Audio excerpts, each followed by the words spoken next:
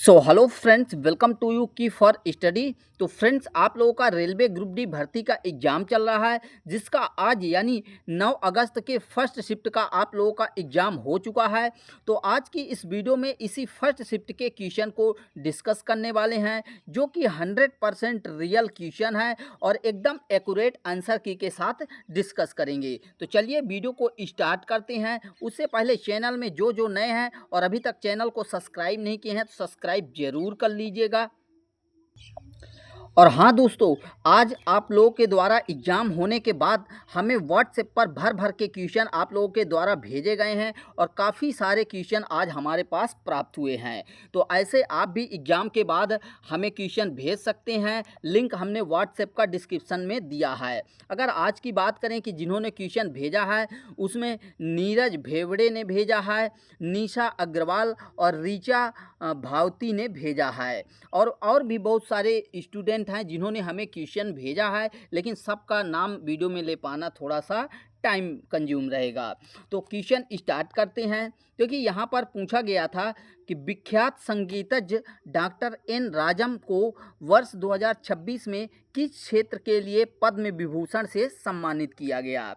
तो देखिए, आप लोगों को बता दें कि जो डॉक्टर एन राजम हैं, तो इनको जो है कला के क्षेत्र में दिया गया है और ये वायलिन वादन और शास्त्रीय संगीत से संबंधित हैं। ठीक है, तो यहाँ पर बी ऑप्शन आपका करेक्ट आंसर हो जाएगा। अब देखिए, यहाँ पर पद्म विभूषण यहाँ से बहुत ज़्यादा क्वेश्चन पूछे जा रहे हैं, तो यहाँ पर डिटेल से डिस्कस कर लेते हैं कि 2026 में किसको किसको दिया गया। तो देखिए, टोटल 5 व्यक्तियों को जो है पद्म भूषण से सम्मानित किया गया, जिसमें डॉक्टर एन राजम हैं, जिनको कला के क्षेत्र में दिया गया है और ये उत्तर प्रदेश के रहने वाले हैं। वायलिन वादन और शास्त्रीय संगीत से ये संबंधित हैं।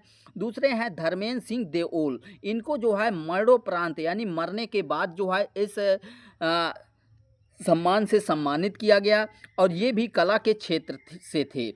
इनका अभिनय सिनेमा के क्षेत्र से थे और ये महाराष्ट्र के रहने वाले थे। अगर बात करें अगले, तो केटी थॉमस हैं, जो कि सार्वजनिक मामले में इनको जो है दिया गया पब्लिक अफेयर के मामले में, और ये केरल राज्य से संबंधित हैं। अगर पी नारायण की बात करें तो इनको भी जो है साहित्य एवं शिक्षा के क्षेत्र में जो है दिया गया था।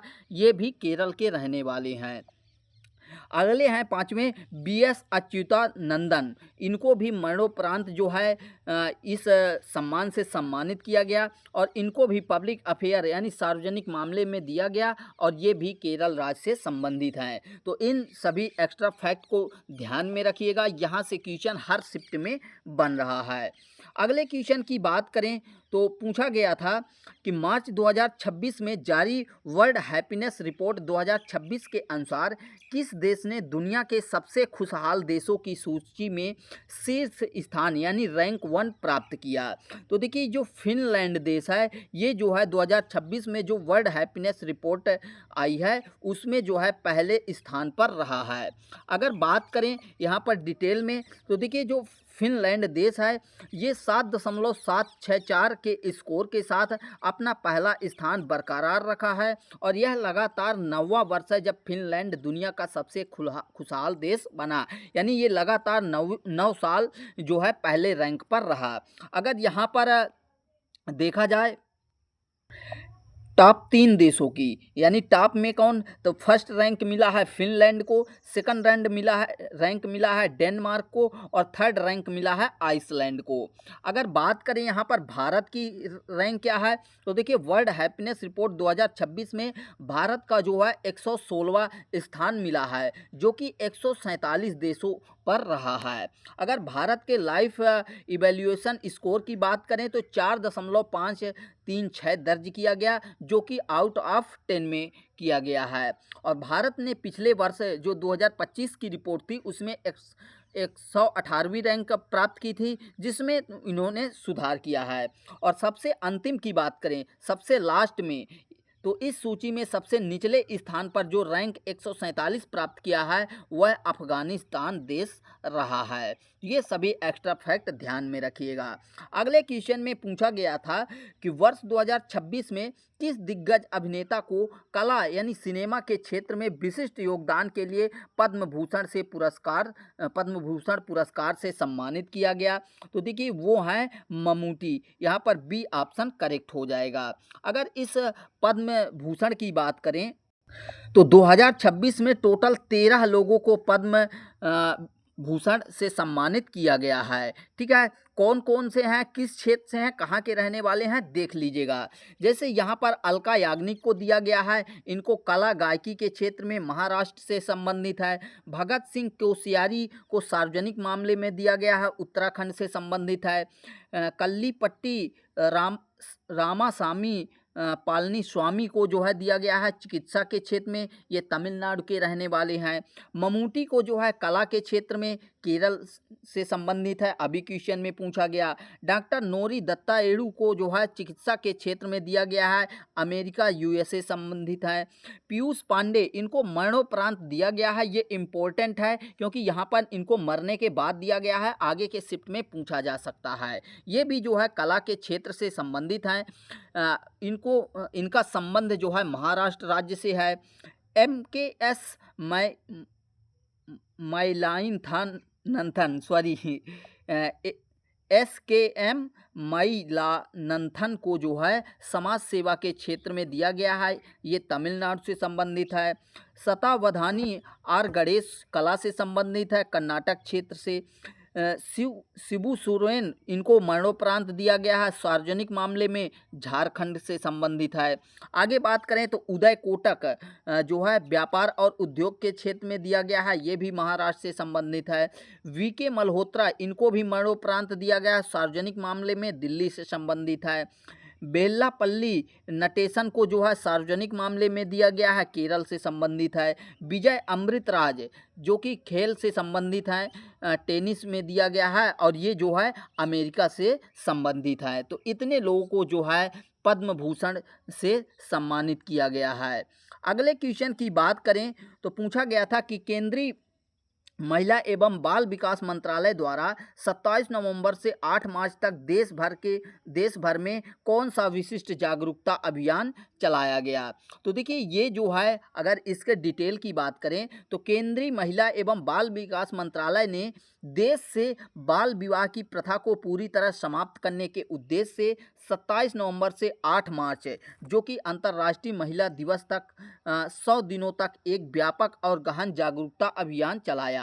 और इस अभियान का मुख्य जो लक्ष्य था वह बाल विवाह को कानूनी तौर पर सामाजिक और स्वास्थ्य संबंधी दुष्प्रभावों के बारे में आम लोगों को विशेषकर ग्रामीण और दूर दराज के क्षेत्रों में जागरूकता फैलाना था। इसके तहत समुदाय स्तर पर पंचायतों और स्कूलों और विभिन्न सामाजिक संगठनों को जोड़कर बाल विवाह रोकने और बालिकाओं की शिक्षा को बढ़ावा देने और उन्हें सशक्त बनाने पर विशेष जोर दिया गया।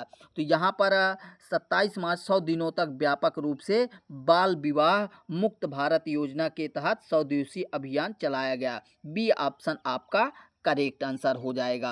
अगर अगले क्वेश्चन की बात करें तो यहाँ पर मिल जाता है कि केंद्र सरकार द्वारा गठित भारत के 16वें वित्त आयोग के अध्यक्ष के रूप में किसे नियुक्त किया गया। तो देखिए 16वें वित्त आयोग के अध्यक्ष के रूप में डॉक्टर अरविंद पनगड़िया को जो है चुना गया। यहाँ पर दिया गया है कि केंद्र सरकार ने नीति आयोग के पूर्व अध्यक्ष और प्रसिद्ध अर्थशास्त्री डॉक्टर अरविंद पनगड़िया को 16वें वित्त आयोग के अध्यक्ष नियुक्त किया गया है। यह आयोग केंद्र और राज्यों के बीच कर यानी टैक्स के बंटवारे और वित्तीय संबंधों से जुड़ी सिफारिश देने का कार्य करता है। 16वें वित्त आयोग की सिफारिशें 1 अप्रैल 2026 से अगले 5 वर्षों तक यानी 26-27 से लेकर 30-31 की अवधि के लिए लागू होंगी। और इससे पहले जो है 15वें वित्त आयोग के अध्यक्ष कौन थे, तो NK सिंह थे जो कि ए ऑप्शन में है। तो यहाँ पर ये भी याद रखना है कि 15वें वित्त आयोग के अध्यक्ष कौन थे, तो वह NK सिंह थे। अगले क्वेश्चन में पूछा गया है कि सिंगापुर ओपन 2026 बैडमिंटन टूर्नामेंट के पुरुष युगल फाइनल में भारतीय जोड़ी साईराज रंकी रेड्डी और चिराग शेट्टी ने किस देश की जोड़ी को हराकर खिताब अपने नाम किया है। तो देखिए, जो अभी सिंगापुर में ओपन 2026 बैडमिंटन टूर्नामेंट हुआ, उसमें पुरुष युगल में जो है बात करें तो रोमांचक फाइनल मुकाबले में भारत की स्टार जोड़ी सात्विक साईराज रंकी रेड्डी और चिराग शेट्टी ने इंडोनेशिया के फजर अल्फाइन एंड मोहम्मद सोहिबुल फिक्री को जो है हराकर यह खिताब जीता। तो यहाँ पर इंडोनेशिया वाला आपका राइट आंसर हो जाएगा। अगले क्वेश्चन में क्या पूछा गया है कि फरवरी 2026 में इटली के मिलोना कार्टिना में आयोजित 2026 शीतकालीन ओलंपिक की अंतिम पदक तालिका में किस देश ने शीर्ष स्थान यानी रैंक 1 हासिल किया। तो देखिए, इटली के जो मिलान और कार्टिनो डिओजम्पी में आयोजित 2026 शीतकालीन ओलंपिक का टूर्नामेंट हुआ, तो उसके अंतिम पदक तालिका में नार्वे जो है पहले स्थान पर रहा, जिसमें टोटल 41 पदक नार्वे ने जीता, जिसमें 18 स्वर्ण पदक, 12 रजत पदक और 11 कांस्य पदक शामिल थे और ये पहले स्थान पर रहा। तो यहाँ पर डी ऑप्शन यानी नार्वे आपका राइट आंसर हो जाएगा। वहीं पर बात किया जाए तो इस प्रतियोगिता में संयुक्त राज्य अमेरिका 33 पदकों के साथ, जिसमें 12 स्वर्ण पदक शामिल थे, तो दूसरे स्थान पर रहा, जबकि मेजबान देश इटली ने अपने इतिहास का सर्वश्रेष्ठ प्रदर्शन करते हुए 30 पदकों के साथ, जिसमें 10 स्वर्ण पदक थे, उसके साथ तीसरा स्थान हासिल किया। वहीं पर इटली में आयोजित शीतकालीन ओलंपिक किस नए खेल को पहली बार आधिकारिक तौर पर शामिल किया गया, ये क्वेश्चन अगले शिफ्ट में पूछा जा सकता है। तो इसकी माउंटेनियरिंग, इसे स्कीमों के नाम से भी जाना जाता है, तो इसको जो है शामिल किया गया है। ये एक्स्ट्रा फैक्ट ध्यान रखिएगा। अगले क्वेश्चन में क्या पूछा गया है कि वर्ष 2026 में आयोजित भारत और ऑस्ट्रेलिया के संयुक्त द्विपक्षीय सैन्य अभ्यास आष्ट हिंद 2026 का कौन सा संस्करण आयोजित किया गया। तो देखिए, ये जो है भारत और ऑस्ट्रेलिया के बीच जो संयुक्त सैन्य अभ्यास आष्ट हिंद 2026 आयोजित किया गया, या कुछ ऐसा पूछा गया कि आयोजित किया जाने वाला है, तो ये 5वां एडिशन था। सी ऑप्शन करेक्ट होगा। अगर बात करें, यह सैन्य अभ्यास दोनों देश की सेनाओं के बीच रक्षा सहयोग को मजबूत करने और अंतर संचालनीयता को बढ़ावा देने तथा संयुक्त राष्ट्र जन आदेश के तहत अर्ध शहरी एवं पहाड़ी इलाकों में आतंकवाद विरोधी अभियानों के साझा अनुभवों को जो है साझा करने के उद्देश्य से बारी बारी करके प्रतिवर्ष आयोजित किया गया। अगर ये पूछा जाए कि अष्ट हिंद जो सैन्य अभ्यास है, इसकी शुरुआत कब हुई, तो 2022 में इसकी शुरुआत हुआ और इसका पहला संस्करण राजस्थान के महाजन फील्ड में के फायरिंग रेंज में आयोजित किया गया था। अब पूछा जाए कि 2025 का कहाँ पर हुआ, तो 2025 का जो है कहाँ पर हुआ था, तो वह ऑस्ट्रेलिया के पर्थ में आयोजित किया गया था, जो कि चौथा था। अगले क्वेश्चन में पूछा गया है कि हाल ही में उत्तर प्रदेश के किस अभयारण्य झील को भारत का 99वां रामसर स्थल शामिल किया गया है। तो ये उत्तर प्रदेश के अलीगढ़ जो स्थित शेखा झील पक्षी अभयारण्य है, उसको जो है भारत का 99वां और राज्य का यानी उत्तर प्रदेश का 12वां रामसर स्थल घोषित किया गया। तो यहाँ पर शेखा झील पक्षी अभयारण्य आपका राइट आंसर हो जाएगा। अगर पूछा जाए कि इसे कब किया गया, तो इसे 22 अप्रैल 2026 को आधिकारिक तौर पर यह दर्जा प्रदान किया गया। अब बात करें उत्तर प्रदेश के अगर अन्य रामसर स्थल की, तो पटना पक्षी अभयारण्य जो है एटा में स्थित है, तो जनवरी फरवरी 2026 में इसको नामित किया गया है। ठीक है, शेखा झील पक्षी अभयारण्य 22 अप्रैल 2026 को नामित किया गया, जो कि 99वां राम स्थल है और राज्य का 12वां है। वहीं पर जयप्रकाश नारायण पक्षी अभयारण्य जो सुरहाताल बलिया में स्थित है, तो इसको 5 जून 2026 को नामित किया गया और ये देश का 100वां रामसर स्थल है। ठीक है, जो कि पहले पिछले शिफ्ट में पूछा जा चुका है और यहाँ से पूछा जा चुका है कि ये कौन सा है, तो यह 13वां राज्य का 13वां रामसर स्थल है। तो ये ध्यान रखिएगा एक्स्ट्रा फैक्ट में। अगले क्वेश्चन की बात करें तो पूछा गया है कि अप्रैल 2026 में 6वें एशियाई विच गेम्स का आयोजन एशिया के किस देश और शहर में किया गया। तो देखिए 2026 में जो 6वां एशियाई बीच गेम्स का आयोजन किया गया वह चीन के सान्या में आयोजित किया गया। तो बी ऑप्शन आपका करेक्ट आंसर हो जाएगा। अगले क्वेश्चन में पूछा गया है कि मार्च 2026 में world para athletes grand prix 2026 के भारतीय चरण का सफल आयोजन किस शहर में किया गया। तो देखिए आप लोगों को डिटेल में बता दें तो भारत की राजधानी नई दिल्ली के जवाहरलाल नेहरू स्टेडियम में 11 से 13 मार्च 2026 तक इस ग्रैंड प्रिक्स का आयोजन किया गया था। अगर यहाँ पर बात करें तो भारत ने इस प्रतियोगिता में कुल 208 पदक जीते, जिसमें 75 स्वर्ण पदक, 69 रजत पदक और 64 कांस्य पदक जीतकर जो है तालिका में पहला स्थान हासिल किया। ये भी इम्पोर्टेंट है, एक्स्ट्रा फैक्ट में याद रखिएगा। यहाँ पर दिल्ली जो है आपका बी ऑप्शन राइट आंसर हो जाएगा। अगले क्वेश्चन में क्या पूछा गया है कि जे थॉमसन द्वारा प्रस्तुत परमाणु मॉडल और उनके ऐतिहासिक प्रयोगों के परिणाम स्वरूप परमाणु के किस मौलिक कण की खोज हुई थी।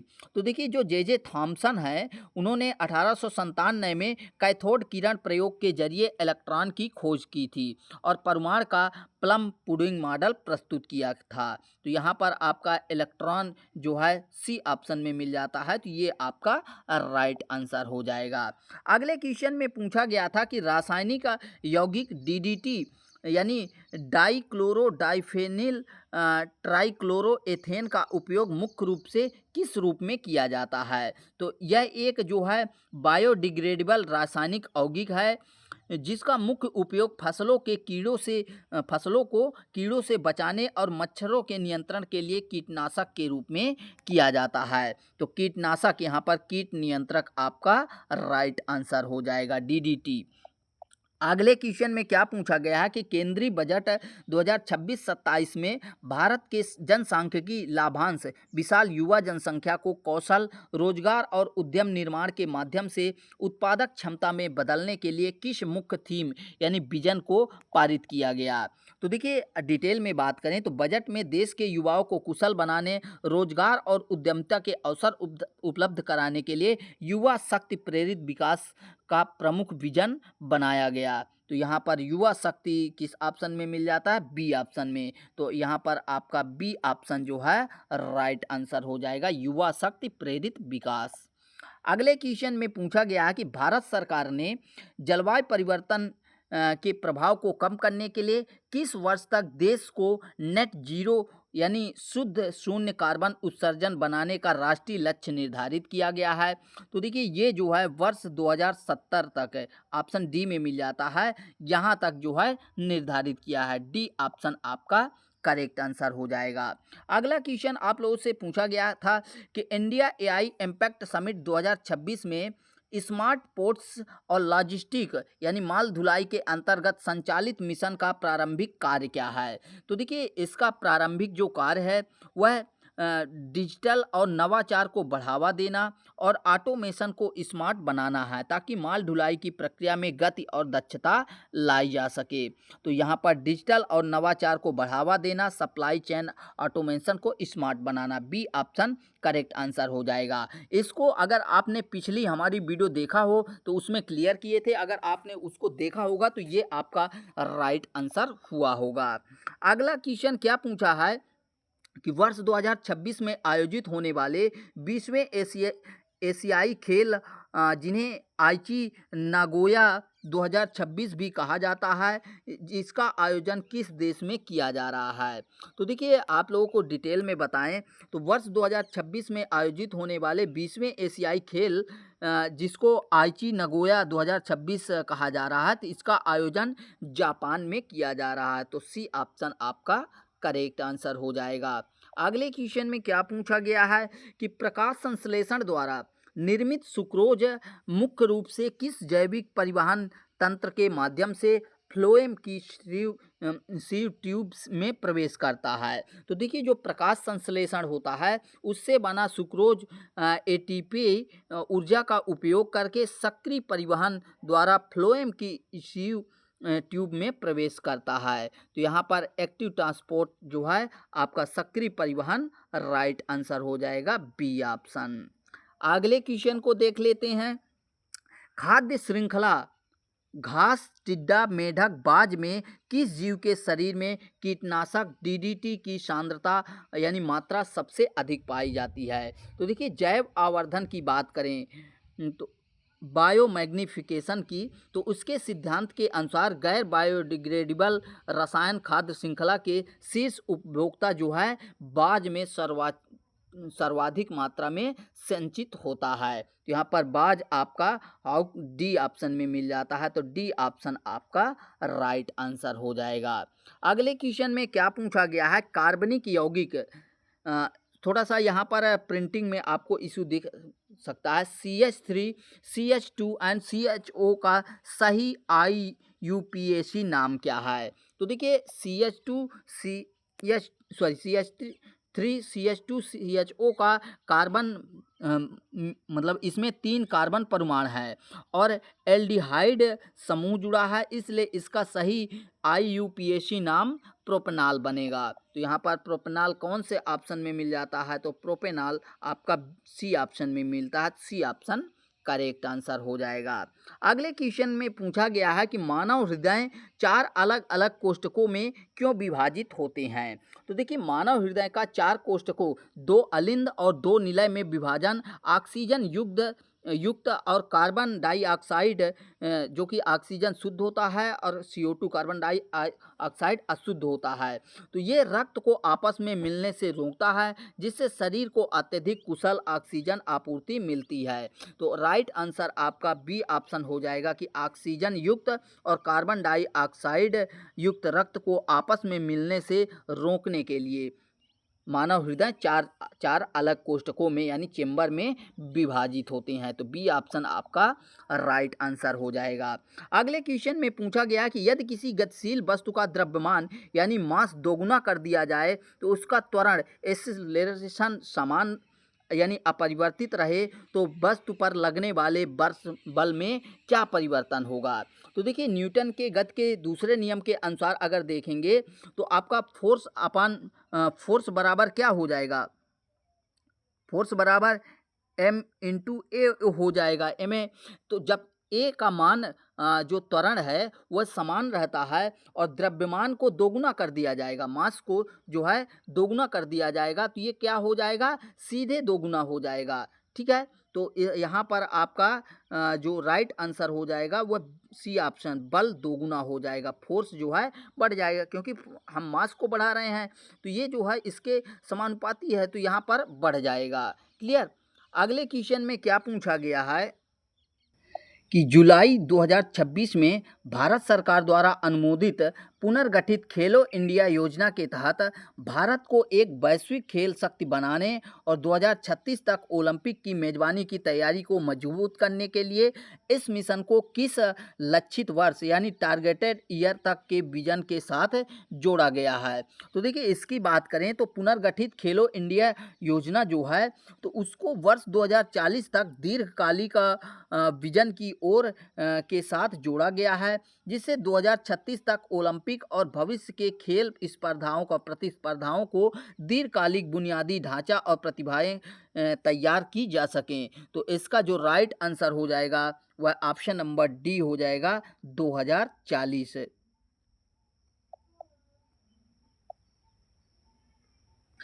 अगले क्वेश्चन में क्या बोला गया है कि हाइड्रोक्लोरिक अम्ल यानी HCl और सोडियम क्लोराइड NaOH के जलीय विलयन विद्युत का चालन क्यों करते हैं?